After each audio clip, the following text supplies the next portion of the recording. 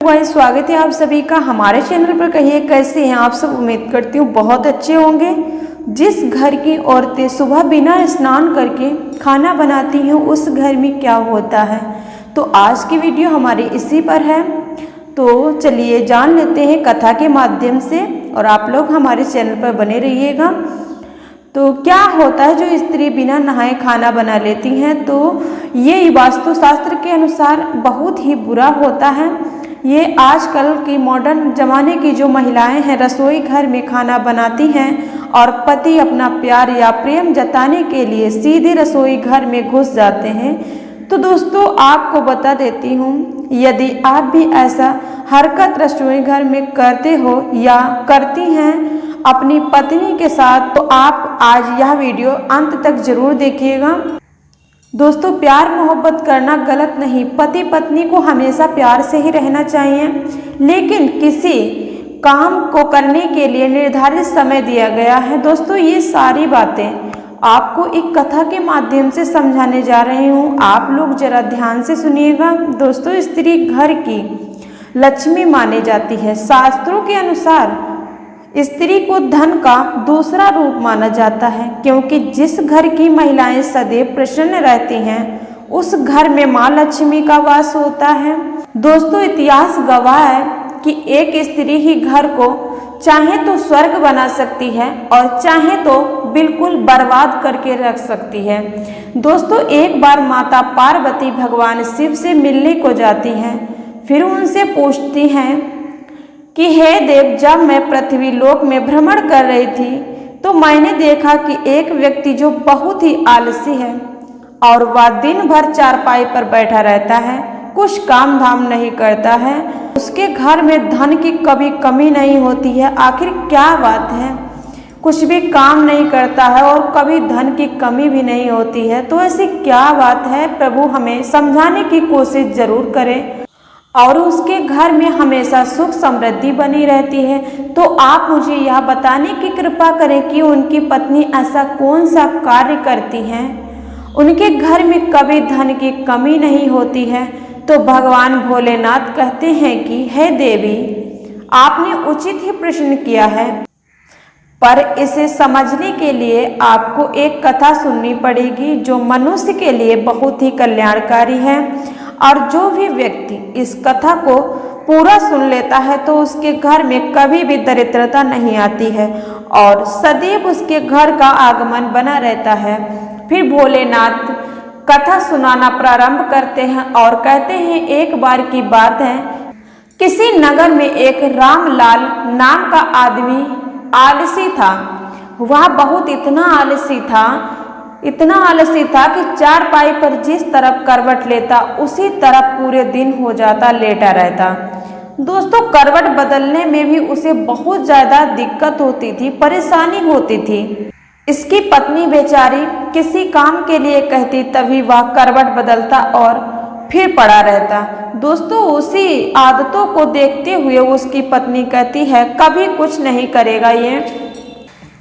एक दिन पत्नी ने बड़े प्रेम से उससे बोली, जानती हूँ तुम्हें चारपाई से उठने में कष्ट होता है, किंतु इस तरह एक ही करवट लेते रहने से इंसान नकारा हो जाता है। अगर आप चारपाई से नहीं उठना चाहते हैं तो आप चारपाई पर ही बैठे बैठे कुछ करते रहिए।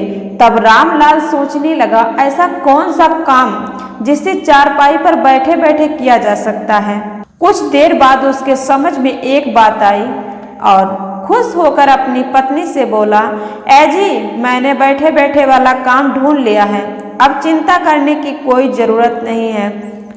पत्नी प्रसन्न हुई, कुछ तो काम घर का काम होगा। उसने सब्जी की टोकरी में चाकू रखा और उसके आगे जाकर बोली, अब बैठे बैठे सब्जी काट डालो। दोस्तों किंतु उस आलसी के मन में कुछ और ही चल रहा था। थोड़ी देर बाद पत्नी जब सब्जी लेने गई तो देखा कि पति चारपाई पर बैठे हुए मच्छर गिन रहे हैं। पत्नी ने देखा कि उसके बिस्तर पर बहुत सारे मच्छर मरे पड़े हैं। उस आलसी व्यक्ति को अब यही धुन सवार थी, उसे जहां मच्छर दिखता वहीं पर उसे मार गिरा देता। कई बार तो अपनी गर्दन पर इतनी जोर से तमाचा मारा कि उसकी गर्दन ही टेढ़ी हो गई। मच्छर मारने के चक्कर में उसने घर के बर्तन तोड़ डाले। उसने प्रतिज्ञा कर ली थी कि कम से कम 1000 मच्छर मार कर ही दम लूंगा। और दोस्तों, रात के समय में जब उसकी पत्नी सो रही थी तब कई मच्छर उसकी पत्नी की चारपाई पर आकर बैठ जाते हैं और उसका पति आया उसके जोरदार थप्पड़ मारकर मच्छर को जमीन पर गिरा देता है। दोस्तों, उसके दिमाग में एक ही बात आ गई थी कि जहां पर भी मच्छर दिखे वहां पर हाथ मार देना है। और इस तरह से दोस्तों, उस आदमी को जहां कहीं भी एक मच्छर तक दिख जाता तो वहां पर ही उसको मार गिरा देता। इस तरह रात में भी पत्नी के शरीर पर कहीं भी मच्छर अगर बैठ जाता वह जल्दी से उसके शरीर पर हाथ मार देता। इस तरह से रात भी उसकी पत्नी उससे परेशान हो जाती है। दोस्तों, फिर जल्दी वह दिन भी आ गया जब उसकी प्रतिज्ञा पूरी हुई। फिर वह आदमी अपने सारे शहर के चक्कर लगाए, कंधे पर बांस का एक डंडा रखा और खुशी से चलता हुआ अपनी बहादुरी का बखान करते हुए जा रहा था और बोल रहा था, आज हजारों को मौत के घाट उतार आया। यह सुनकर लोग भयभीत हो गए। सारे शहर में हवा की तरह बात फैल गई। उसने हजारों को मौत के घाट उतार दिया। लोगों ने उसका नाम 1000 दंडक रख दिया। दोस्तों, आलसी रामलाल जिस भी गली में गुजरता वहीं लोगों की भीड़ उमड़ पड़ती। लोग देखने को बेचैन होने लगे। उसी दिन से उसका नाम 1000 दंडक पड़ गया। दोस्तों, फिर एक दिन उस राज्य पर एक दूसरे राजा ने अचानक हमला बोल दिया। राजा के पास उस समय अच्छा सेनापति नहीं था। राजा ने सिपाहियों को आदेश दिया वे तुरंत सारे राज्य में घुस कर देखें और जहां भी कोई युवक दिखाई दे उसे फौरन हमारे दरबार हाजिर करें। आदेश मिलते ही सिपाही दूर दूर तक गांवों में घूमने लगे। उन्हीं दिनों में 1000 दंडक का नाम बहुत ज्यादा प्रसिद्ध था। उन्होंने जब सुना तो वह उसके घर जा पहुंचे। रामलाल घर के अंदर एक अंधेरे कोने में छुपकर बैठ गया। पत्नी से बातचीत होने पर मालूम हुआ कि राजा 1000 दंडक जैसे बहादुर को अपना सेनापति बनाना चाहते हैं, इसीलिए तुम जल्दी हमारे साथ भेज दो। पत्नी को लगा ऐसे वह कोई सपना देख रही हो। अपने पति के असीलियत को वह अच्छी तरह जानती थी। सोचने लगी, काश ऐसा हो सकता है।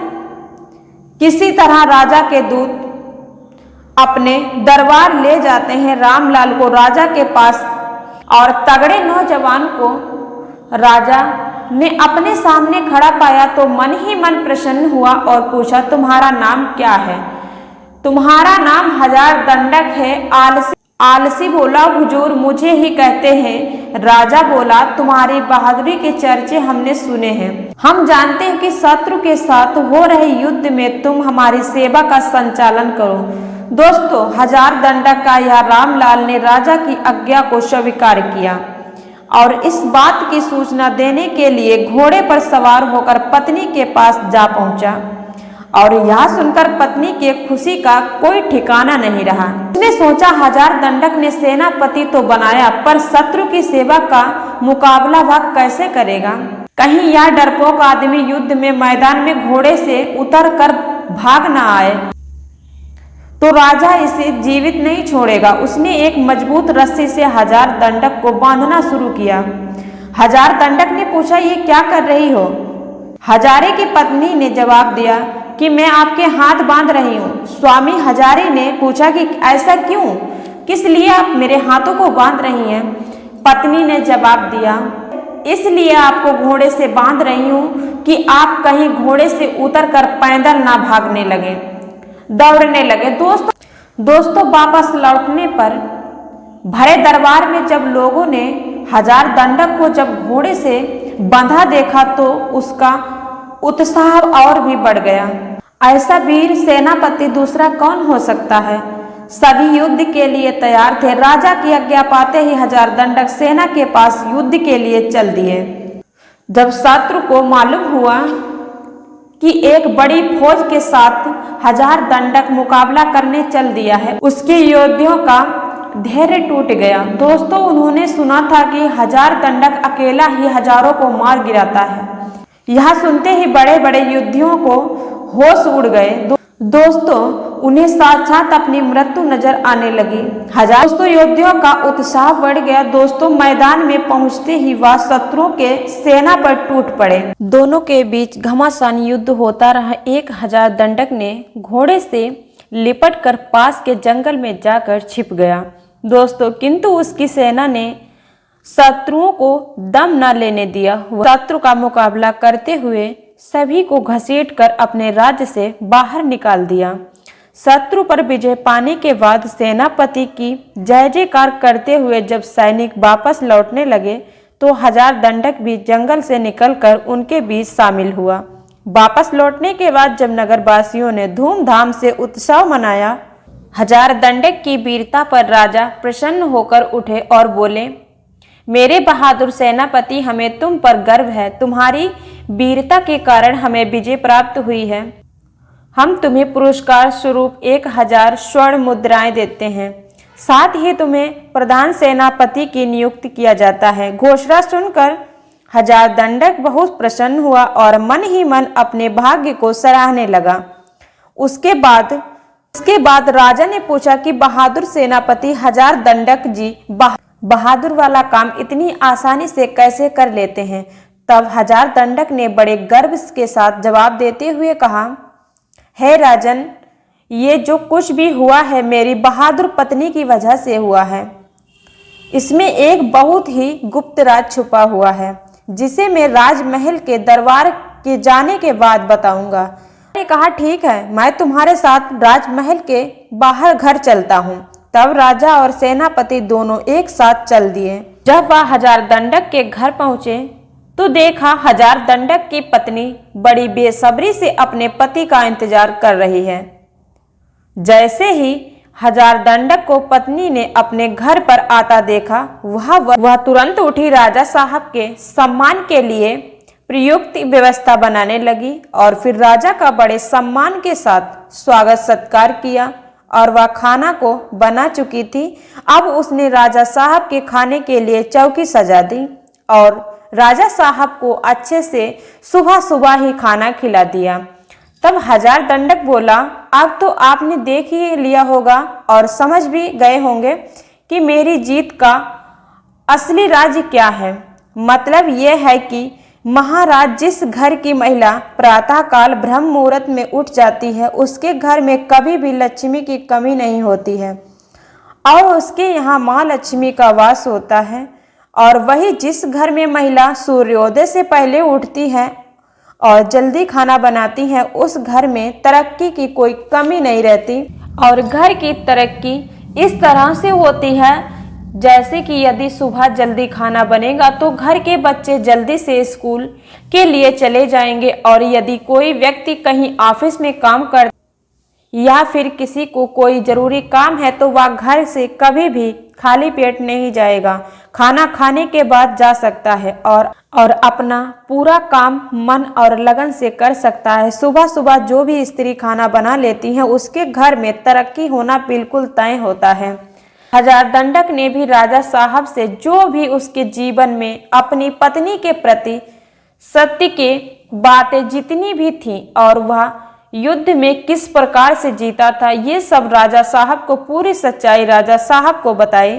राजा ये सब जानने के बाद कहते हैं, आपने बिल्कुल सही कहा। जिस घर की महिला सुबह जल्दी ब्रह्म मुहूर्त में उठकर जल्दी खाना बना लेंगी उस घर की तरक्की बिल्कुल तय हो। उसके बाद राजा साहब ने 1000 दंडक की पत्नी को ढेर सारी अशर्फी दी और हीरा जवाहर से सम्मानित किया। तो दोस्तों, आपको यह कहानी कैसी लगी और यह जानकारी अगर थोड़ी सी भी अच्छी लगी हो तो चैनल को सब्सक्राइब करके लाइक कर देना। Bye bye.